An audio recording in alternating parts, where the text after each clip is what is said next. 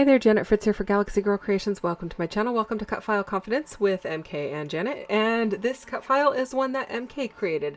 It is the messy circle background. And our technique today is to back it with photos. So I have four photos on my desk and one that is set to the side that is going to go in that large circle. But it's got a lot of little kids' faces in it, so I am not going to use it until the very end, and then I will be covering up their faces.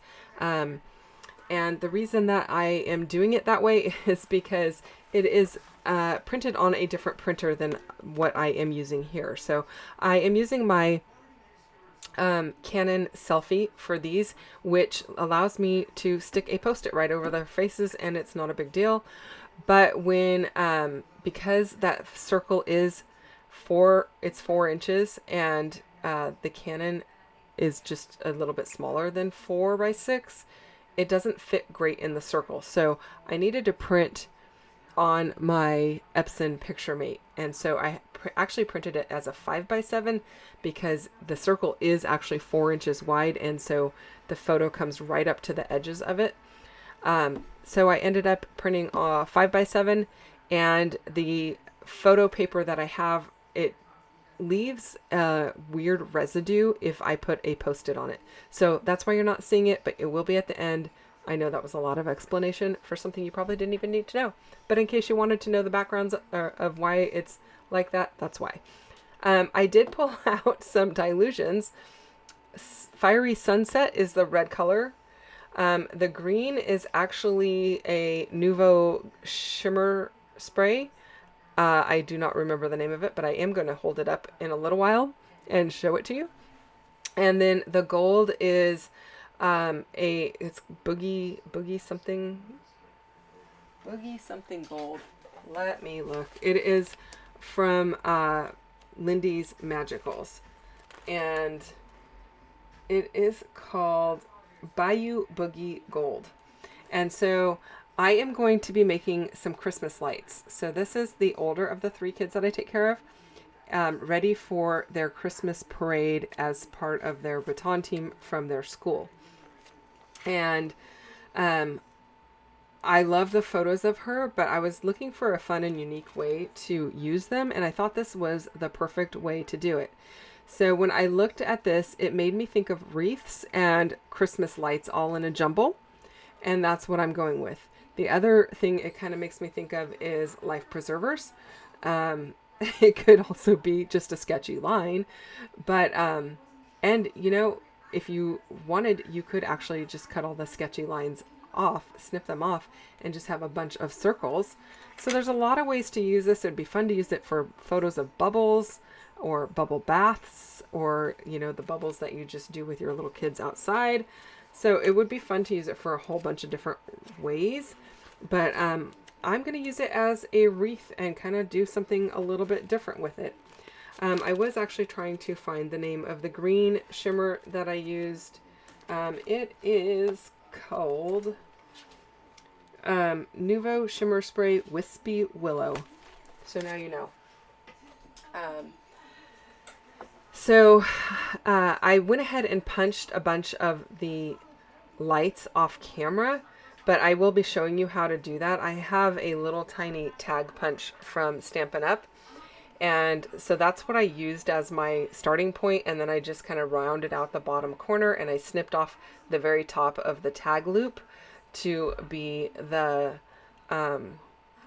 base of the light bulb. So I'm going to show you those a little closer up later. I am also using a die from Stampin' Up. It's a wreath die, and I went ahead and die cut a bunch of those out of some 49 and Market Grove paper, which is back when they would do the collection that was just all one color. The green one was called Grove, and so I have a 6 by 8 paper pad of that, and that's what I went ahead and used. And then I'm kind of just auditioning it to make sure it works, and then I went and I took it over and cut a whole bunch more. And then I used some Sizzix dies, Tim Holtz for Sizzix dies, to cut some additional foliage. As you can see, I am punching those out now, just to give it some added texture.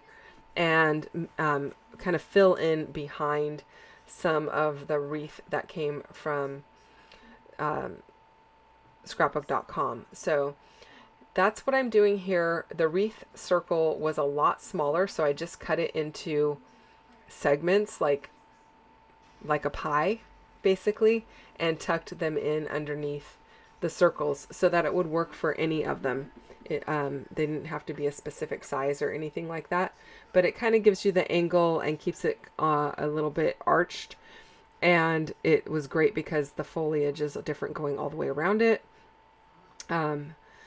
So it doesn't look like it's, I don't know, to me it looks more filled in, and I like how it's coming together. Now I did pull out a few things off camera, just basically because I totally forgot to turn my camera on after I was die cutting some stuff, but I pulled out 3 green pieces there from 49 in Market, tucked them into the other circles. I found that piece that says amazing, and then I fussy cut out some poinsettia flowers that were also from 49 in Market, one of their no waste packaging. So on the back of the front of the package of paper, those were printed, and I cut those out. And I am using a base page or a piece of paper from one of the 49 in Market collections. I don't remember which collection it's from, unfortunately. The branding strip's already off of it, and it's been in my collection of papers for quite a while. But you know, a lot of red papers could fill the spot if you want to do something similar. And then what I'm doing here is on my little light bulbs, I'm going to be, like I said, I'm going to show you those more a little bit later because I will be punching more of them. But it's a rectangle tiny tag. I just rounded out the bottom of it. And then along the top, I went over it with a gold pen to make it look more like a metallic gold bulb. And then I used a Sharpie to give it a couple of horizontal lines across that little gold section at the top. So it looked like it had the raised areas for screwing it into something. And then I went in with my white gel pen and just gave it some highlights so that it looked like it's lit up. You will see them in the close-ups a lot better. But I was doing so many of them. Again, I totally forgot to turn my camera back on. But you'll see me punch a few more after I get a bunch of these placed. Now I am placing these. I am going to actually speed it up and place them a lot faster because this was a time-consuming process. I am not putting leaves or greenery around the circles that have the green writing in them, or the green background with white writing in them. I'm only putting it around the actual photo holders. And then that one that's right in the center, I'm going to do some little word strips to say what is going on here. Now, I don't know any of the kids' names except for the one that is featured. So her mom can write those in the bottom right-hand corner if she wants, or she could write them on the back in case down the road they want to refer back to that if they know all of the kids' names currently. I have no idea.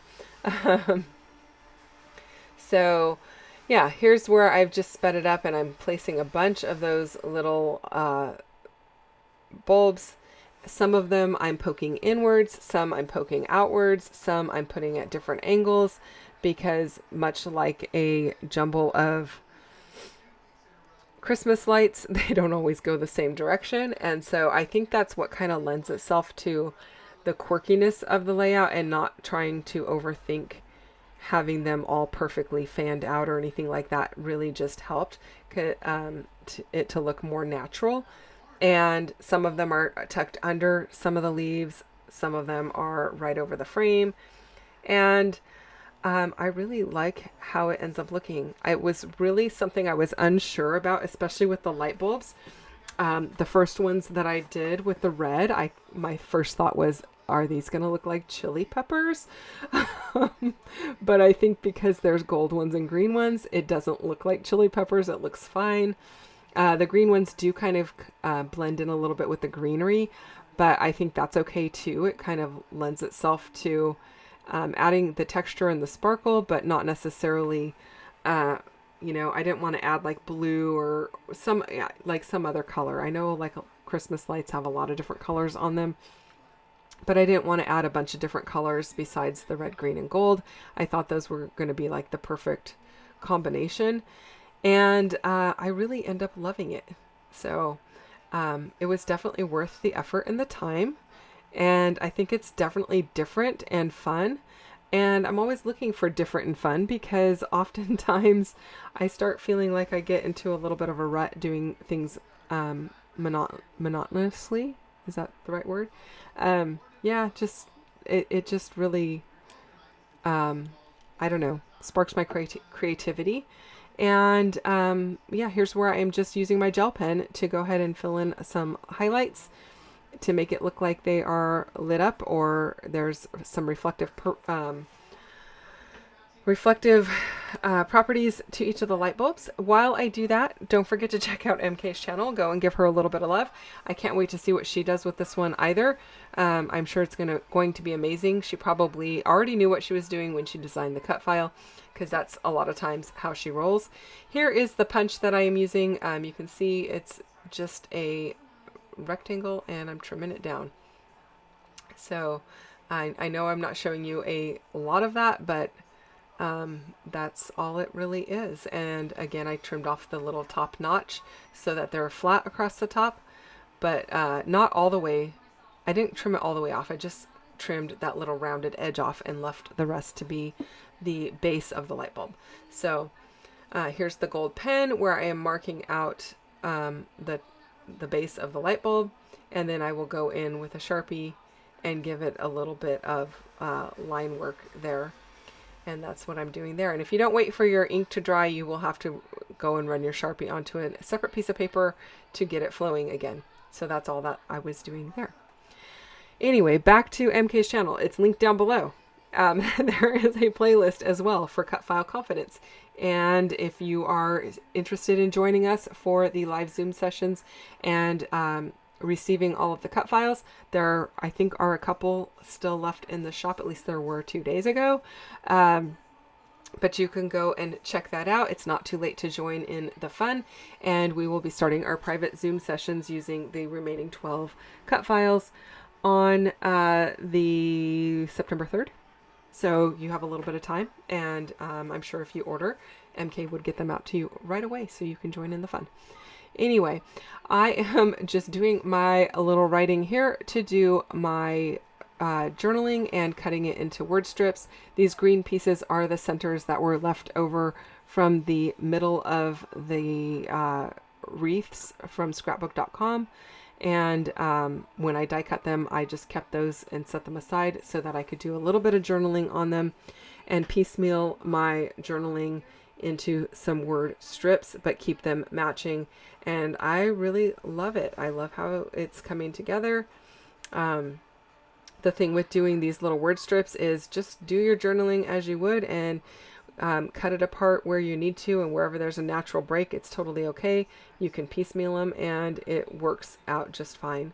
I will be adding one more that has a date on it, so it's going to balance it out just a little bit better as I kind of smush things up towards the top of that circle, and you'll see that in the close-ups as well.